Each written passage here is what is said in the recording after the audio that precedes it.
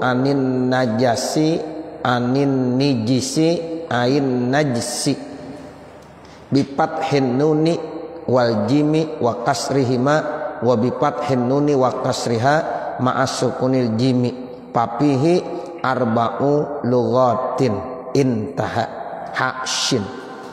Segenap para asatidzah, para tokoh masyarakat, para bapak, para saudara, hadirin, hadirat, jamaah majelis taklim dan muzakarah musalla al-ma'mur, yang mudah-mudahan tentunya kita semua senantiasa selalu mendapatkan limpahan rahmat, barokah, ismah, inayah serta ridhonya Allah Subhanahu wa taala.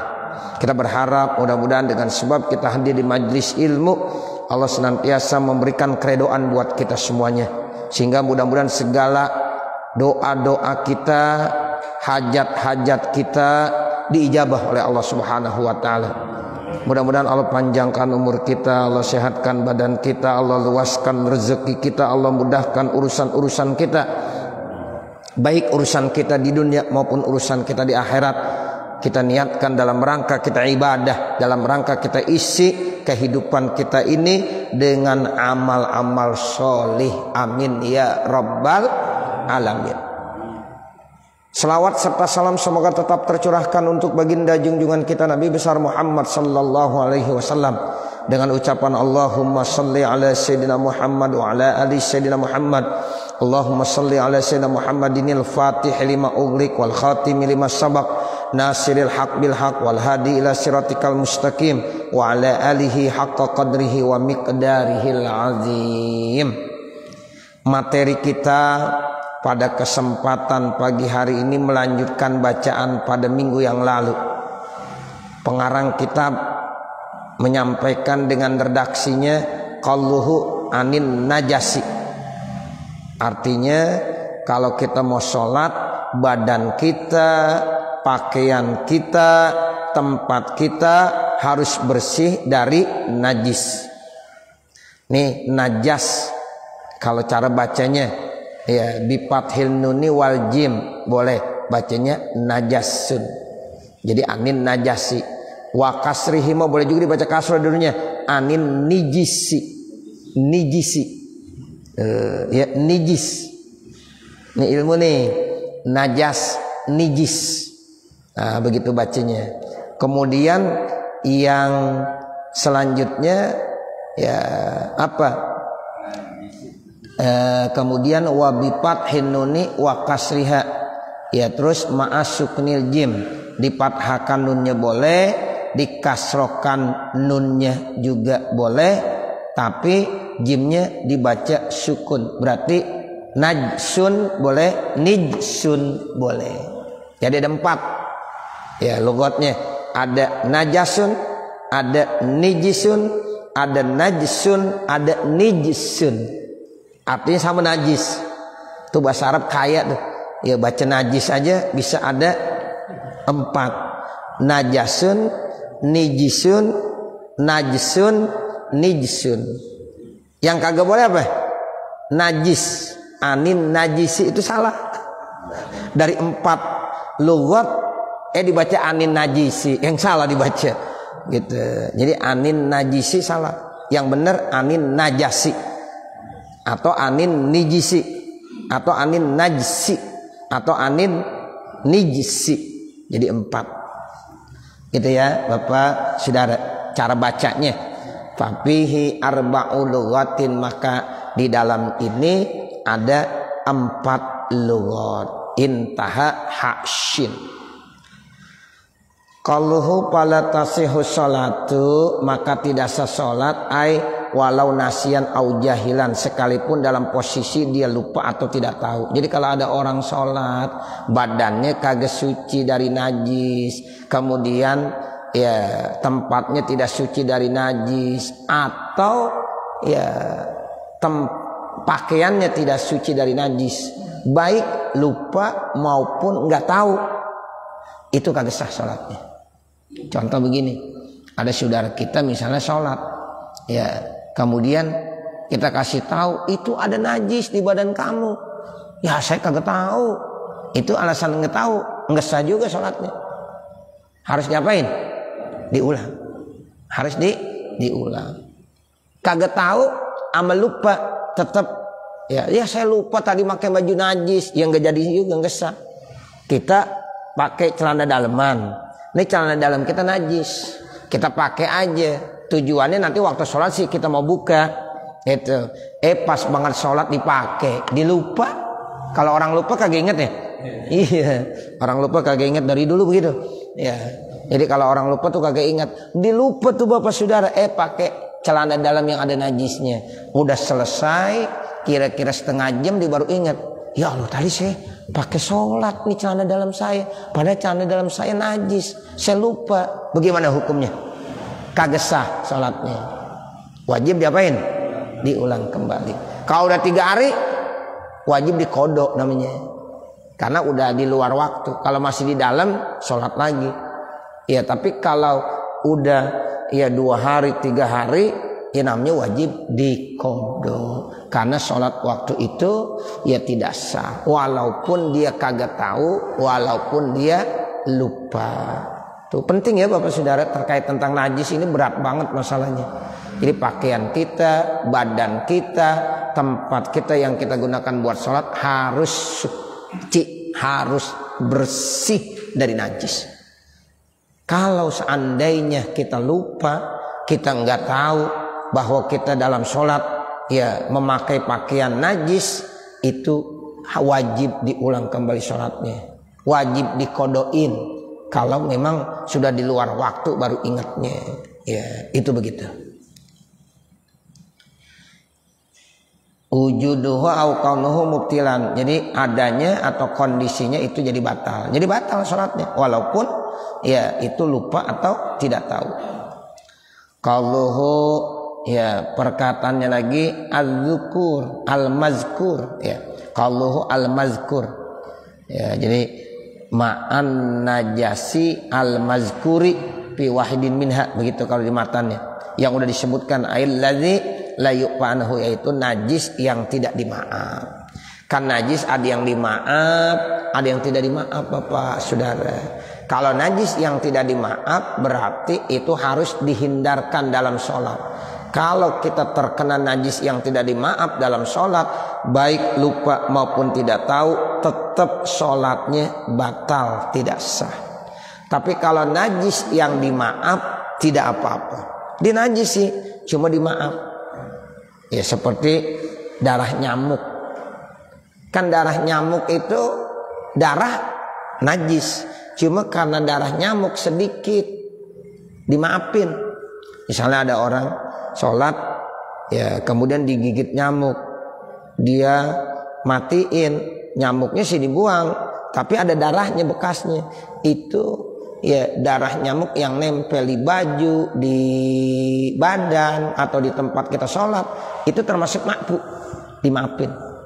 Ya, kenapa? Karena sedikit ya, dan termasuk itu susah untuk dihindari ya. Yang namanya darah nyamuk banyak apa sedikit?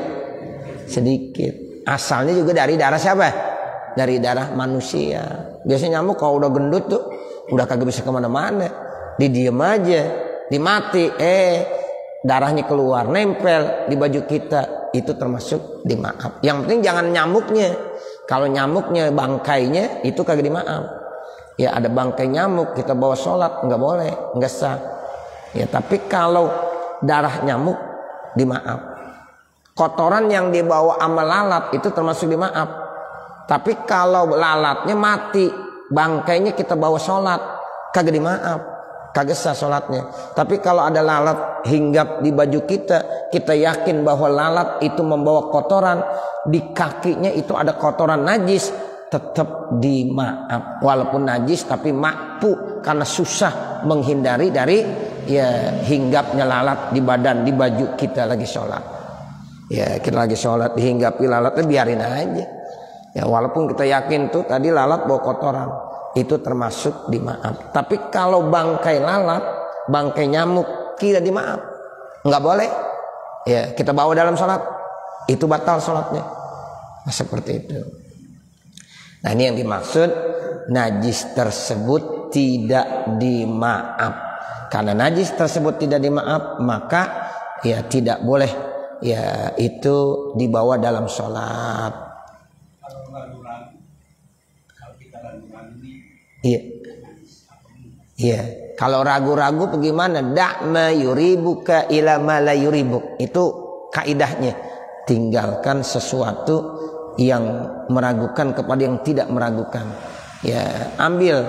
Kalau kita memang asalnya ini sorban suci apa najis? Suci. Asalnya suci. Ambilnya al aslu baqa'u makana ala makana. Ya, berarti asalnya aja. Asalnya suci, udah suci. Gitu. Cuma kalau kita yakin ini ada najis, cuma najisnya kita nggak tahu dari sebelah mana. Nah, apa di ujung, apa di tengah, ya cuma tuh ragunya masalah najisnya di mana. Nah, itu otomatis kalau kita sholat udah senggesa. Tapi kalau tadi saya ragu ini sorban apa najis apa enggak, lihat asalnya. Asal sorban ini suci, ya berarti udah sah sholatnya. Begitu. Dan ini harus kita buat dalam keyakinan kita supaya tidak ada muncul keraguan-raguan. Jadi patokannya itu aja Bapak Saudara, da'ma yuribuka ila ma la yuribuk. Kembalikan ke asal. Contohnya kita sholat isya, kita agak ragu, saya udah batal apa belum ya? Sudah batal apa belum? Ini kan ragu. Kembalikan ke yakin. Asalnya dulu. Tadi sholat maghrib kita punya wudu nggak? Yakin itu? Kita udah wudu tadi. Nah berarti yakin tuh. Kita udah wudu maghrib. Berarti isya punya wudu. Karena ragunya batalnya. Batal enggak? Ya enggak. Karena lihat asalnya. Ini sorban najis enggak? Najis enggak? Asalnya nih sorban suci. Berarti kembalikan ke asal. Suci. Gitu. Ya, jadi sholatnya sah. Nah silahkan udah. Ya. Kalau baju kan digantung, ya. Nah, cecek, habis itu kering, dalam disentil itu harus dicuci apa bagaimana? Baik, kalau kotoran ceceknya kering, nggak berbekas, nggak cuci, pas ini kita sentil aja, bersih, nggak berbekas karena kering, nggak apa-apa. Tapi kalau ini kotoran ceceknya basah, najis. Mesti dicuci. Nah dicucinya yang kena najis aja. Yang kena najis itu baju dicuci. Yang lain mah nggak usah. Ya di bagian yang kena. Begitu. Iya. Iya silakan. Yang asalnya basah terus jadi kering itu bisa berubah lah. Yang tadi kan airnya bisa jadi hujan. Iya. Yang tadi nempel terus 2-3 hari kalau kan kering bisa berubah. Iya najis tetap. Cuma bedanya hukmiyah aja. Najis ainiyahnya berubah menjadi hukmiyah dan harus dibersihkan dengan air gitu. Cuma cara membersihinnya itu udah lebih gampang karena udah najis hukmiyah, rasa warna baunya udah nggak ada, tinggal disiram dengan air saja. Tapi kalau masih ada asarnya, ada najisnya, namanya najis ainiyah. Jadi najis ainiyah itu kalau udah lama, udah kering, udah nggak berbekas, bukan berarti berubah menjadi suci, itu tempat tetap najis, cuma najisnya hukmiyah. Contohlah misalnya di lantai mungkin nih ya ada kotoran najis, 1 hari mah kelihatan tuh kotoran, didiemin aja 2 hari 3 hari sampai 4 hari udah kering, udah nggak kelihatan lagi ya, tapi itu masih najis, bukan berarti oh udah kagak najis, tetap najis, tapi najisnya hukmiyah, tinggal disiram aja sama air, siram air, nah udah bersih ya, seperti itu. Ya. Kucing berak buang kotoran di depan karpet itu kalau jalannya gimana ya? Kalau udah yang jelas kotorannya yang di depan udah kelihatan, tapi kalau jalannya ini kemana-mana kita nggak. Iya. Yang kita nggak tahu jangan dihukumi, susah. Udah. Jadi yang kelihatan aja, yang zohirnya begitu. Ya, ini kucing. Ya, dia buang kotoran di situ. Ya. Nah ini yang kelihatan. Kakinya jalan kita nggak tahu, ya udah nggak usah. Jadi yang kita yakini aja. Emang susah, ya apalagi kucing udah nggak ketahuan, tinggal hasilnya doang yang kelihatan. Ya mungkin malam dia hasilnya dikencing, apalagi kencing, baunya doang yang ada kita yakini, oh ini kencing kucing, ya kita harus bersihin. Yang baunya aja, yang kagak bau mah nggak usah. Begitu. Iya. Ya, jadi kita lihat yang zahir. Kalau ilmu fikih itu yang zahir. Kalau yang enggak kita tahu, ya udah. Itu kita serahkan kepada Allah. Namun itulah cara ilmu yang diajarkan. Nah, seperti itu.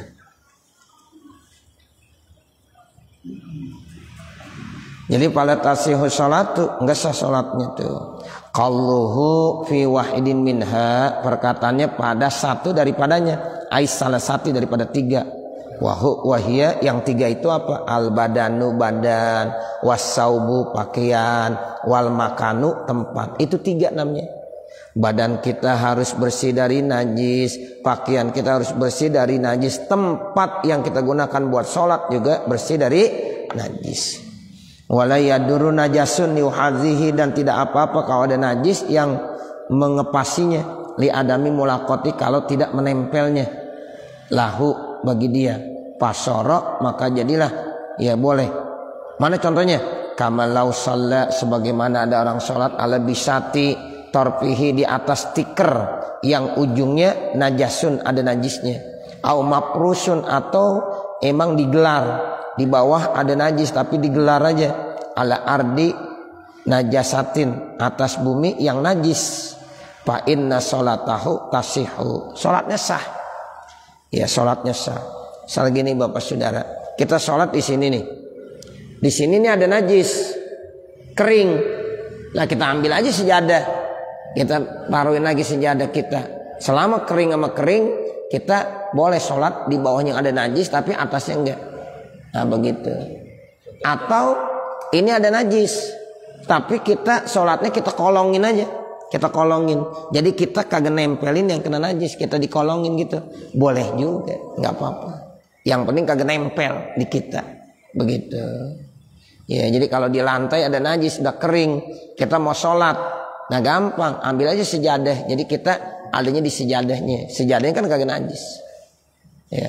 Sama juga kita sholat jenazah Bapak Saudara, kita sholat jenazah, mau di dalam udah penuh, ya dalam udah penuh, kemudian di luar kita sendal nggak mau dibuka, boleh, cuma dikeluarin diinjak, jangan dipakai. Kalau nih sendal kita pakai untuk sholat jenazah berarti kita bawa najis, ya. Tapi kita buka tuh sendal, kita injak, karena kotor di sini, di atas sendal aja kita sholat. Sholatnya di bawahnya tuh sendalnya kan najis tuh, itu nggak apa-apa, karena dia sholat di atas yang suci walaupun bawahnya ya itu najis. Sama juga kita sholat di bawahnya ada spiteng, boleh nggak sholat di atasnya? Boleh, ya karena udah dicor, ya bawahnya emang najis tapi atasnya kan suci, itu boleh begitu. Ya ini ada najis, udah kita halangin aja pakai sorban kita, nah gitu. Atau di ujung sorban kita ada najis, ya nggak apa-apa, kita kan di sini, itu najis ada di situ di ujung, nah kita sholat nggak kena najis di situ kan, di sini, nah itu nggak apa-apa karena najisnya ada di ujung sini, boleh. Yang kagak boleh kalau ini ada najis kita bawa, nah kita pakai, ini ada najis di sini nih, kita pakai, berarti ini nggak sah karena kita sholat bawa najis. Tapi kalau ada najis di sini kita taruh di sini, nah kita sholatnya di sini kan nanti, nah sana ada najis, enggak apa-apa, begitu ya. Ya.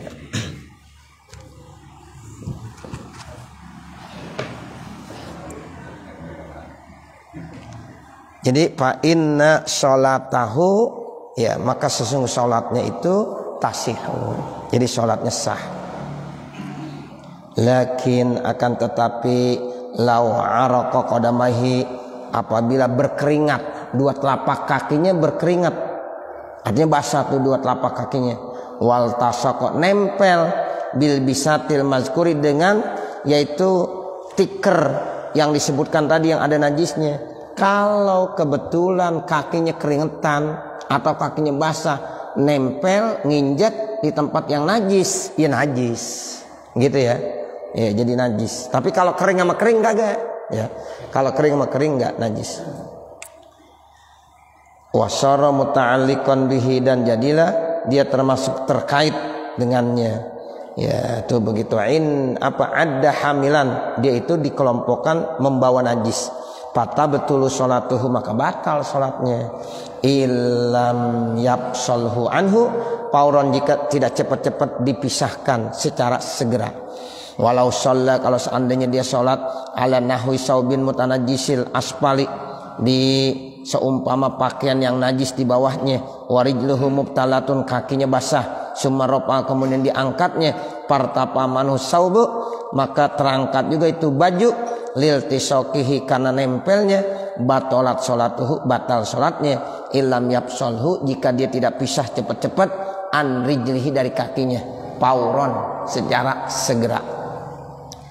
Kalau dia cepat-cepat ya nggak apa-apa, seperti tai cecek jatuh di sorbannya, ya kemudian dicepet-cepet jatuhkan itu sorbannya, ya nggak apa-apa, nggak najis, karena dicepet-cepet segera, ya itu namanya gerakan refleks, ya nggak apa-apa. Walau bitahrikiha, sekalipun dengan gerakan dia. Wa illa, kalau seandainya cepat dipisah, sohat, maka sah itu sholat. Kama abda bihi, ya sebagaimana mempatwakan dengannya Walidur Ramli, yaitu walidnya Imam Ramli, intaha ku wa haksin.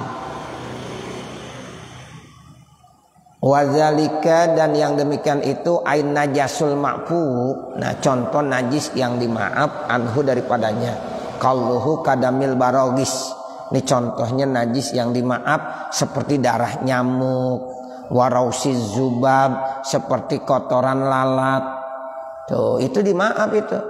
Damil barogis itu dam artinya darah, barogis artinya apa? Nyamuk. Itu. Jadi darah nyamuk termasuk dimaafin, najis tapi dimaafin. Boleh ya orang sholat kalau seandainya ya di bajunya ada darah nyamuk. Al idopatu izalika, idopat pada yang demikian ini li adna mulabasatin, karena serendah-rendahnya yang nempel, li annaha laisa laha damun fi nafsiha, sebenarnya darah nyamuk bukan darah dia sendiri, betul nggak? Iya, nyamuk mah nggak punya darah. Iya, jadi darah siapa? Darah manusia. Di sini dibilang wa innama damuha rosahatun tamusuha min badanil insan. Jadi darahnya itu sebenarnya hasil isepan dari badan manusia. Tuh, jadi itu nyamuk ngisep darah manusia, baru dibilang darah nyamuk. Sebenarnya bukan darah nyamuk, darah manusia. Nah seperti itu. Summa tamujuha, kemudian dilepein lagi. Ya, nyamuk kalau udah kebanyakan ya darah, ya dia makan, ya udah kagak bisa kemana-mana, terbang aja kagak kuat, udah mati sendiri akhirnya. Begitu. Coba kalau belum ngisep darah, itu gesit banget mana-mana. Nah kalau udah ngisep darah udah diem aja, udah nggak kemana-mana itu. Ya, nah seperti itu. Sifatnya begitu emang. Ya. Iya, kemelekeran. Indomie 5 dimakan. Iya, nah gitu. Nah lapaz ya burgus barogis, wahia barogis jam'u burgus, itu bentuk jamak daripada burgus. Jadi burgus itu isim mufrad, barogis itu ya jamak taksir. Jadi burgusun bidomil ba'i wal fathi, boleh bacanya burgus, boleh bacanya bargus. Bidomil ba berarti burgus, wal fath boleh juga dibaca patah bargus. Tapi kalau bargus itu qalil, logatnya sedikit. Ya qalil itu artinya sedikit, banyakan orang bacanya burgus kebanding daripada bargus. Wa yuqalu tahirun, ya, dan dikatakan tahirun itu bitta'ih ibnu damir biddad. Ruya annal Mustafa sami'a rajulan, diriwayatkan sesungguhnya Nabi Muhammad SAW, al-Mustafa maksudnya Nabi Muhammad, ya, al-Mustafa wal murtado, ya kalau murtado Sayyidina Ali, ya kalau al-Mustafa ya itu Nabi Muhammad.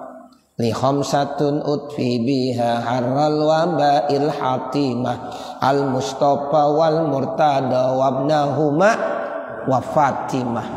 Nah begitu. Jadi al-Mustafa Nabi Muhammad, al-murtada Sayyidina Ali, wabnahuma anaknya Sayyidina Hasan, Sayyidina Husain, wa Fatimah Siti Fatimah. Itu orang mulia semuanya. Nabi Muhammad, Sayyidina Ali, Sayyidina Hasan, Sayyidina Husain, Siti Fatimah. Itu 5. Disebut insya Allah bala musibah diangkat. Li khamsatun utfi biha harralaba ilhatimah. Jadi 5 yang saya miliki itu bisa membakar, menghilangkan wabak, bala, musibah. Li khamsatun utbi biharralaba ilhatim al mustafa wal murtada wabnahuma wa fatimah. Itu 5 yang dimaksud itu. 1 Nabi Muhammad, 2 Sayyidina Ali, 3 Siti Fatimah Az-Zahra putri Rasulullah, yang 1-2-nya lagi yaitu cucunya Rasulullah Sayyidina Hasan dengan Sayyidina Husain. Dalam satu riwayat Siti Fatimah punya anak bukan Sayyidina Hasan Sayyidina Husain aja, ada satu lagi laki Muhassin. Tapi Muhassin wafat. Dia meninggal pada saat masih muda, masih bayi. Muhassin namanya. Yang terkenal ya Hasan Sayyidina Husain, yang keturunannya sampai sekarang ada dari Hasani dan Husaini. Ya, Sayyidina Hasan, Sayyidina Husain. Nah, seperti itu. Ada satu lagi sebenarnya Muhassin. Muhassin juga sama, cucu Nabi, cuma dia udah meninggal masih kecil, masih bayi. Ya, seperti itu. Jadi di sini dibilang burgus, boleh, ya boleh juga bargus, seperti itu. Diriwayatkan bahwasanya Nabi Muhammad SAW sami'a rajulan yasubbu burgusan. Ada orang laki-laki ya mencaci maki nyamuk. Nggak boleh didengar sama Nabi. Nabi dengar ada orang laki-laki mencaci maki nyamuk. Nyamuk ya macam-macam dikata apa aja. Kan nyamuk itu makhluk Allah, Allah yang ciptakan. Ada nggak manfaatnya nyamuk? Oh, banyak.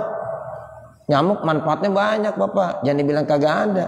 Tuh gara-gara nyamuk ya ada pabrik baygon. Bener nggak?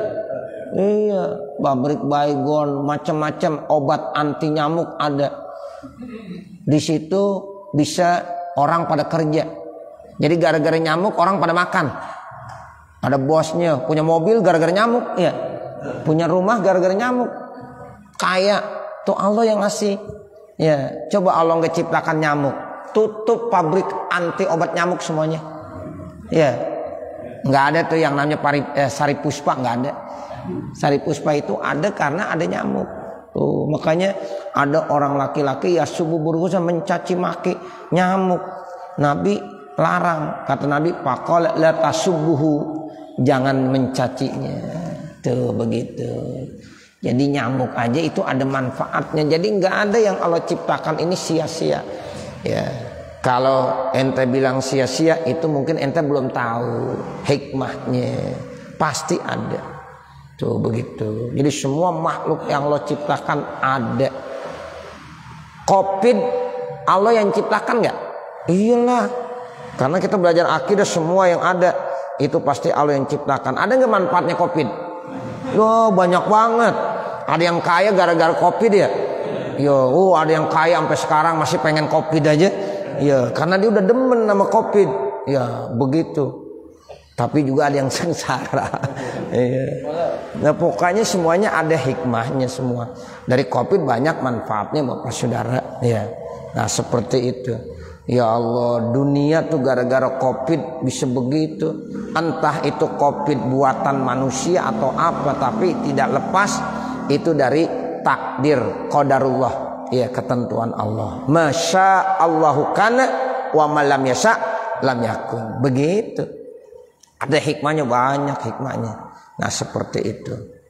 Itu namanya sekarang nih minyak goreng lagi susah, orang lagi ngantri. Ada nggak manfaatnya? Ada. Yang nyimpen minyak goreng, wah itu asik. Besok gue jual mahal, ya kan? Nah begitu. Ya Allah, itu herannya kenapa bisa minyak goreng bisa antri orang sampai begitu. Ya. Bagus kita nggak termasuk ngantri ya. Ya udah kita mau pora-porain aja, ngapain sih ngantri-ngantri? Udah ikan rebus aja nggak usah digoreng. Ya begitu. Rebus semuanya Bapak Saudara, jangan ada yang goreng. Ya nggak ada minyak goreng di rumah, udah nggak usah dipikirin. Ya Apa aja direbus sudah semua. Ya, kalau ngerebus pakai minyak goreng nggak? Enggak. Nah, iya. Sebenarnya kalau, gasnya naik. Udah jangan pakai gas, ya. Iya. Nah itulah emang begitu Mas Pur. Ya Allah, kalau kita pikirin kagak rapi-rapinya ya. Nah begitu, nggak rapi-rapinya sekarang. Yang kaya ya mereka udah semuanya. Nah begitu. Yang kasihan kan rakyat, ya kan? Nah seperti itu. Jadi Nabi larang tuh, la tasubbuhu, jangan kamu caci maki tuh nyamuk. Tuh nyamuk nggak boleh dicaci maki. Fa innahu aiqazu nabiyan li sholatil fajri. Nih ada satu keistimewaan. Sesungguhnya nyamuk itu membangunkan Nabi untuk sholat subuh. Ini ada. Nyamuk itu membangunkan ya Nabi untuk sholat subuh. Kita coba kalau kagak ada nyamuk tidur pulas banget nggak? Pulas gara-gara nyamuk. Bisa tahajud. Ya, banyak banget nyamuk. Jam berapa nih? Jam 3. Udah bangun aja dah. Jadi sholat tuh nyamuk bangunin. Ya Rabbi ya Karim gitu. Jadi Nabi ngelihatnya selalu dari segi yang positif. Iya. Jadi Nabi selalu ngelihat dari segi yang positif. Itu begitu. Yang positifnya aja kita lihat. Wa qad qila, dan dikatakan fi zalika syi'run, ada syairnya nih. Ya di sini, la tastamul burghusa innasmahu burghusun liman yadri fayarahu syurbadamin fasidin wa ghasuhul aiqazilil fajri. Jangan kamu caci maki nyamuk, karena yang namanya nyamuk itu juga ada sesuatu yang kamu nggak tahu. Dia sebenarnya menghisap darah yang udah kotor. Kadang-kadang darah kotor kita dikeluarin nggak? Dikeluarin. Ya itu nyamuk katanya ngisep darah kotor. Ya ini nih dalam kitab ya dibilang begitu. Nyamuk itu ngisep damun fasid dan juga bisa membantu untuk membangunkan untuk sholat subuh. Nah itu begitu. Jadi yang namanya nyamuk, makanya ya nyamuk itu katanya ada manfaatnya. Kalau dia gigit darah, itu darah yang udah kotor. Ya seperti itu. Ya walaupun nanti ada nyamuk Aedes aegypti ya, yang menyebabkan apa tuh?